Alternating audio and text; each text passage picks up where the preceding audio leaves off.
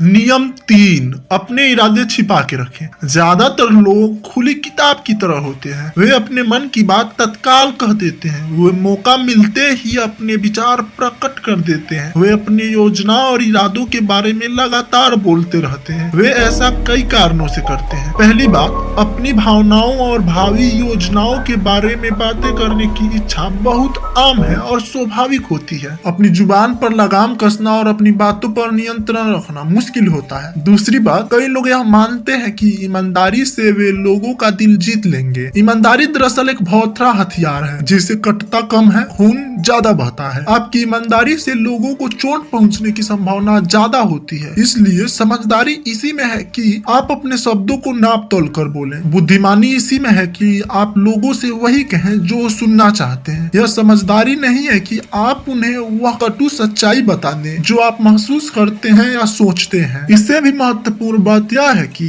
जब आप अपने इरादे और भावी योजना के बारे में खुलकर बता देते हैं तो आपके बारे में कुछ भी छिपा नहीं रह जाता। ऐसे स्थिति में लोग ना तो आपका सम्मान करेंगे और ना ही आपसे डरेंगे। ध्यान देने वाली बात यह है कि जिसका लोग सम्मान नहीं करते या जिससे लोग डरते नहीं है, उस व्यक्ति के पास शक्ति कभी नहीं आती है। अगर आप शक्ति चाहते हैं तो ईमानदारी को एक तरफ रख दें और अपने इरादे को छिपाने की कला सीखें। ऐसा लक्ष्य या उद्देश्य बनाएं जिससे लोग प्रभावित हो जाएं। जरूरी नहीं है कि आपका असली लक्ष्य वही हो। जब आप उस लक्ष्य को लोगों के आंखों के सामने बार बार रखते रहेंगे तो वे उसे ही आपका असली लक्ष्य मान लेंगे। इरादे को छिपाने का तरीका यह है कि आप अपनी इच्छाओं और लक्ष्यों के बारे में लगातार बातें करें, लेकिन वे आपकी असली इच्छा या लक्ष्य नहीं होना चाहिए। इस तरह आप एक पत्थर से 3 शिकार करेंगे। आप दोस्ताना और निष्कपट और विश्वसनीय नजर आएंगे। आप अपने इरादे को छिपा लेंगे और आप अपने प्रतिद्वंदियों को गलत दिशा में भेज देंगे, जिससे उनका समय बर्बाद होगा।